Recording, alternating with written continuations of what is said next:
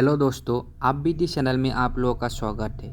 आज मैं आप लोगों के लिए 3 कहानियाँ लेकर आया हूँ जो कि आत्माओं से जुड़ी है और सच्ची घटना पर आधारित है। साथ ही मेरे चैनल को सब्सक्राइब ज़रूर करें ताकि आप लोगों के पास मेरी कहानियाँ आती रहे।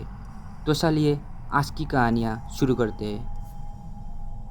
आज से 10 साल पहले की बात है। आज मैं आप लोगों को अपने ससुरे भाई का डरावना अनुभव बताने जा रहा हूँ। उसका नाम रितेश शर्मा है और ये घटना तब की है जब वो कॉलेज में पीएचडी की पढ़ाई कर रहे थे। उस समय वो हॉस्टल में रहते थे और परीक्षा से पहले उसके कुछ दोस्त लाइब्रेरी में पढ़ाई करने के लिए गए हुए थे। पढ़ाई करते हुए रात के 1 बज चुके थे। उस समय लाइब्रेरी में केवल 3 लड़के थे। लाइब्रेरी में सन्नाटा छाया हुआ था और सारा हॉस्टल शांत था। तभी उनमें से एक लड़के ने कहा कि बस यार, पढ़ पढ़ के बोर हो गया हो, क्यों ना कुछ खेल खेला जाए जिससे दिमाग फ्रेश हो जाए और हमें नींद भी ना आए। उनमें से एक लड़के का नाम दुर्गेश था। उसने बोला कि सालो, हम सब किसी आत्मा से बात करते हैं। ये कहकर वो अपने कमरे में गया और एक बोर्ड लेकर आया जिस पर A to Z लिखा हुआ था और 0 से 9 तक नंबर था। किनारे पर येस और नो लिखा हुआ था। बोर्ड के चारों तरफ उसने मोमबत्ती जला दी। कमरे के सारे लाइट बंद कर दिए। उसने सिक्का बोर्ड में रख दिया। उनमें से एक लड़का डर के मारे अपने कमरे में चला गया और वहाँ 2 लड़के उस पासे पर एक एक उंगली रख दी। फिर दुर्गेश ने कहा कि कोई डरना मत और यहाँ से भागना मत, वरना आत्मा परेशान करेगी। दुर्गेश बोलने लगा, यहाँ पर कोई आत्मा अगर रहती है तो बाहर आकर हमसे बात करो। वहाँ पर अजीब सा सन्नाटा और अंधेरा छाया हुआ था। अचानक वहाँ पर जोर जोर से आवाज़ आने लगी। उसने सोचा शायद किताब गिर गई होगी। उसी समय सिक्का भी हिल रहा था। उसी समय रितेश को लगा कि वहाँ पर कोई आत्मा है। वहाँ पर बंद पंखा जोर जोर से चलने लगा। लेकिन दुर्गेश ने कहा, यहाँ से भागना मत, वरना तुम सब परेशान हो जाओगे। आत्मा उसे नुकसान पहुँचाएगी। उसके बाद दुर्गेश ने कहा, अगर आप मेरे सामने खड़े हो तो मेरे प्रश्न का उत्तर दो।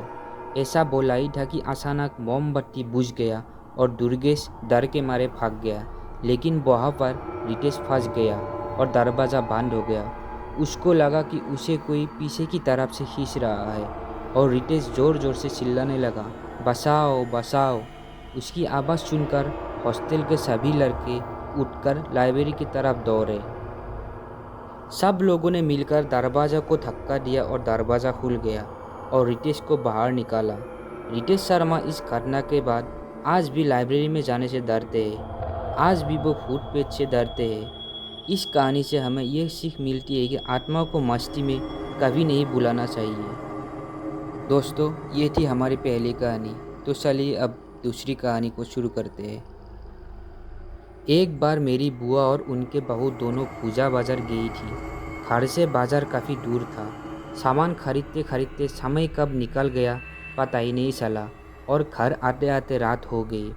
बाजार और घर के बीच एक शमशान घाट पड़ता है जहाँ एक औरत को 2 दिन पहले जलाई गई थी और उसने आत्महत्या की थी।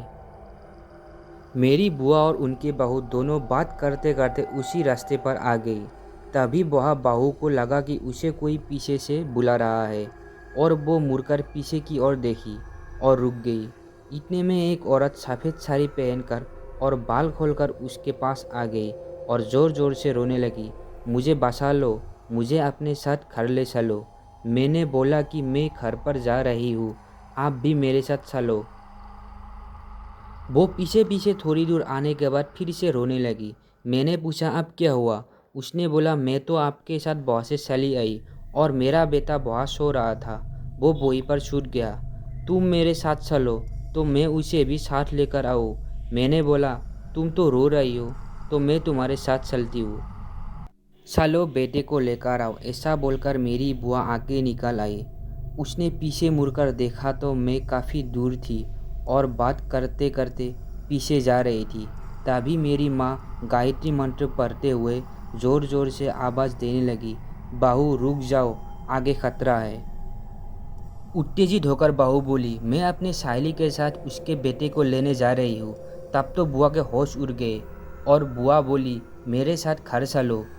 बहू ने बोला, आज मैं बहुत खुश हूँ क्योंकि मेरे साथ मेरी सहेली और उसके बच्चा है।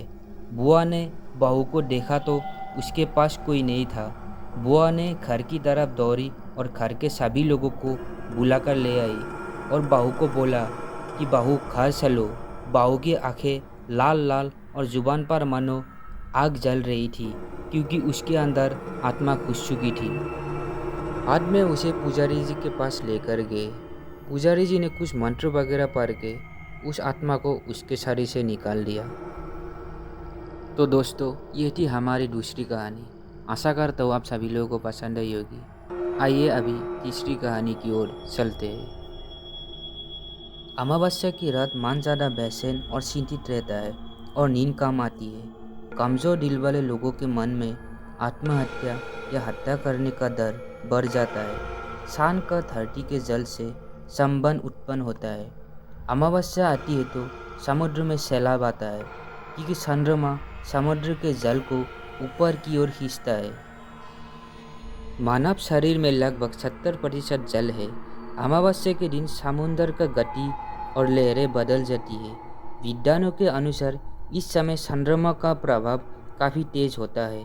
गांव के लोग, कई पंडित मौलवी से भूत पेट या फिर जिन को हटाने के लिए मंदिर या मस्जिद जाते हैं। जो पंडित लोग बताते हैं कि 4 रास्ते पर दिया जलाओ, फिर नींबू काट दो, तुम्हारे घर में सुख शांति आएगी।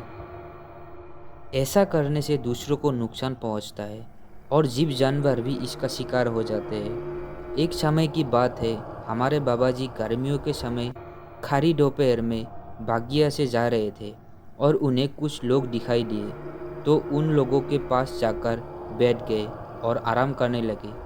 आराम करते करते उन्हें कब नींद लग गई पता ही नहीं चला। लगभग 3 बजे तक वो अपने नींद से उठ गए और ज़ोर ज़ोर से आवाज़ मारने लगे कि आप लोग कहाँ चले गए।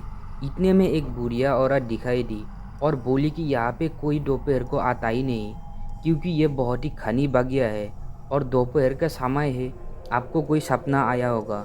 तब बाबा जी घबराए और हांफते हुए घर की तरफ दौड़े चले आए और घर के अंदर आने के बाद उन्हें ज़ोर का बुखार आया क्योंकि वो लोग कोई साधारण लोग नहीं थे बल्कि आत्मा थी। इसलिए अमावस्या के दिन घर से बाहर नहीं निकलना चाहिए। तो दोस्तों, आज की कहानियाँ कैसी लगी कमेंट में ज़रूर बताना। अगर आपके पास भी ऐसी कोई कहानियाँ हैं तो डिस्क्रिप्शन बॉक्स पे मेरा ईमेल आईडी है, तो उस पर शेयर कर सकते हैं।